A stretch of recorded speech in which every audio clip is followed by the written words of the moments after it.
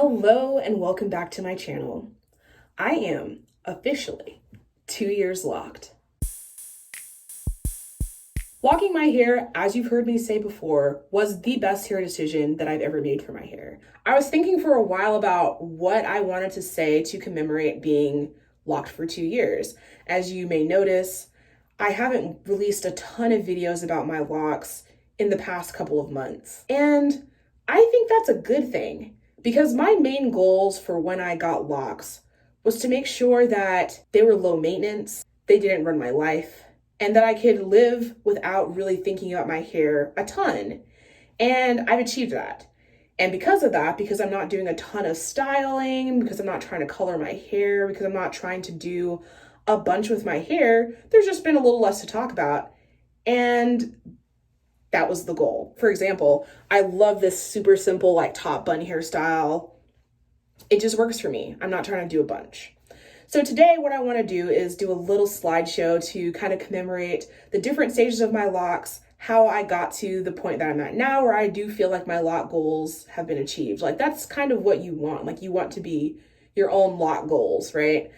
Not necessarily saying that your locks are so amazing that other people want them or other people have them as their goals, but you've achieved what you wanted for your hair. So yeah, let's do the slideshow and then I'm going to show you what my hair is looking like now.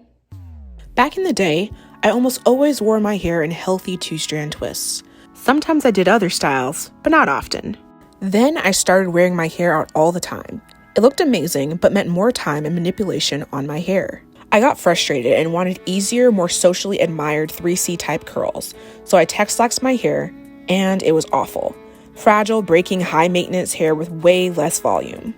So I grew it out, and I did a big chop in 2019, 3 years ago. Short hair was cute and easy, and it grew really fast. I had considered locks for years, but finally, in March 2020, I decided to do it. Getting my locks installed was quite the process, but after 3 days of my mom's hard work, my 568 Microlocs were installed. I soon realized the locks were too small for me to even interlock them. They slipped right out of the needle and I couldn't differentiate them with my fingers in the back. My mom graciously combined them for me down to 270 Microlocs. I was then able to successfully interlock them with the 3-point rotation. Months 2, 3, and 4 saw more growth and more maturity for my Microlocs as I continued braiding and banding to wash, getting better at interlocking, and dealing with lock slippage and lock frizz. I still have a lock frizz today, but it doesn't bother me too much, and it's amazing for volume.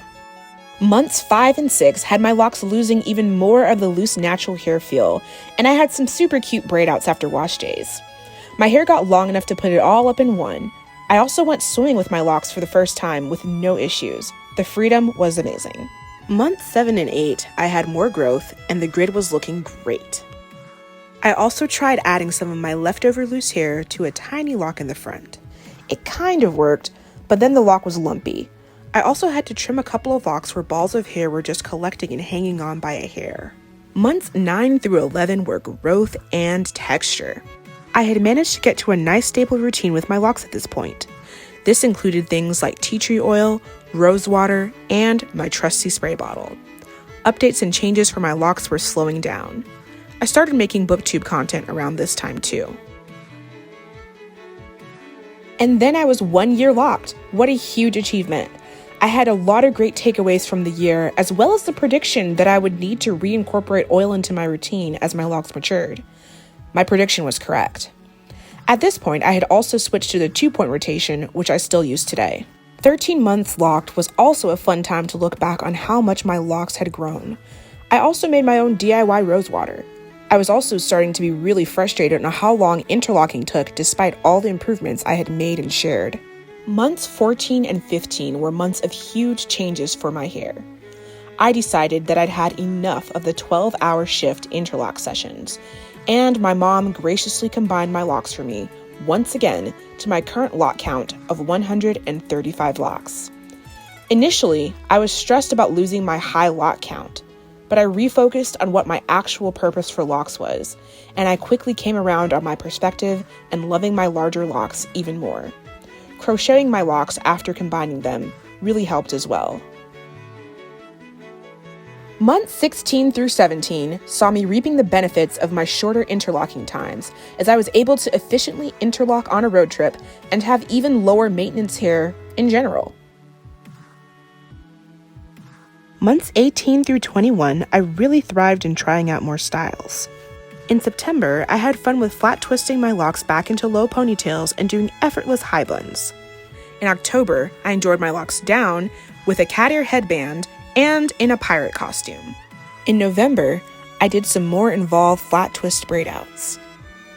You can see that there was varying degrees of complexity, but I still did get some really cute crinkles and the texture continued to pop. As I look back over my memories from November, it was really interesting to see how November really was the month of braid outs.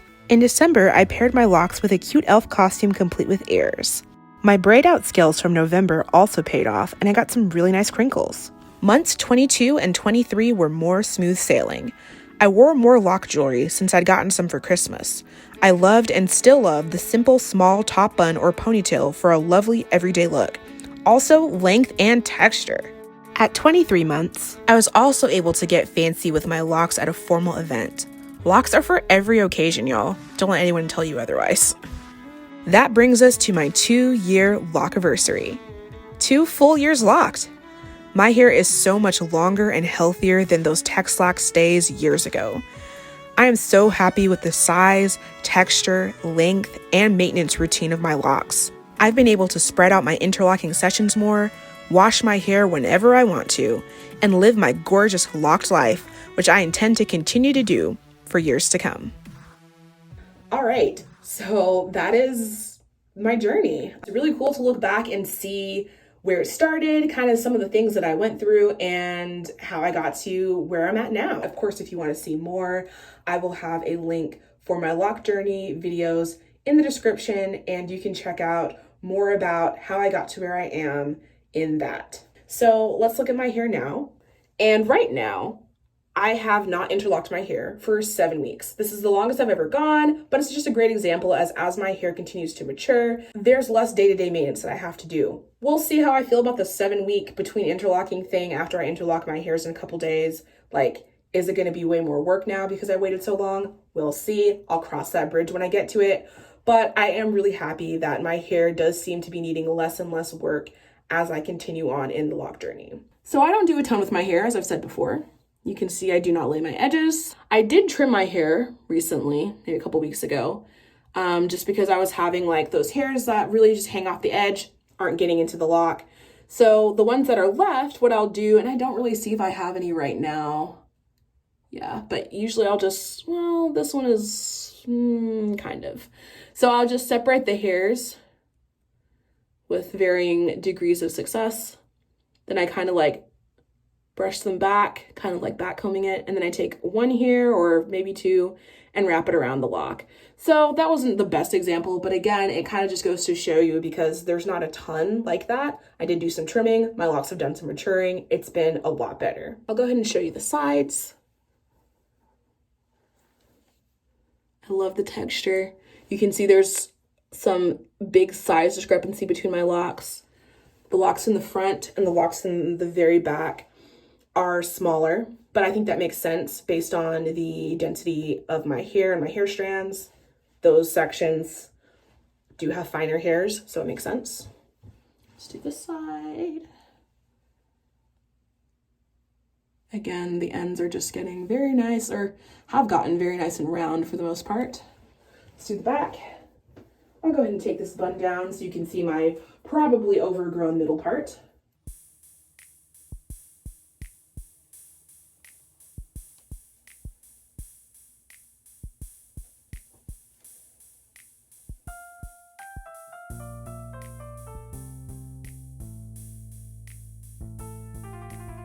Do a cross-section part here.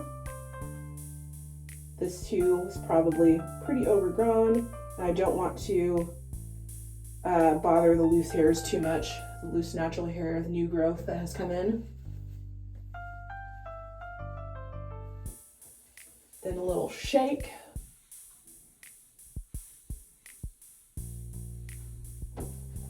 And I'll show you the front now that the bun is down. So you can really see there's a ton of new growth here, but deep down, the parts are still there. That's pretty much all there is to it. My maintenance routine's pretty much the same. I did recently buy a different brand of rose water to try out, but again, it's still rose water. Used that before. And I just really love the simplicity. There's not a lot going on. I'm not trying to do a bunch of styles. It's great, honestly. If you have any questions though, I'd be happy to answer them down in the comments below about my hair. What's the meaning of life? No, I can't answer that for you. If you like my videos, you can, like the videos. You can subscribe. I've got other content like music, books, cookies, whatever I feel like doing, because this is my channel. So again, thank you so much for watching. I hope you have a wonderful rest of your day. And until next time.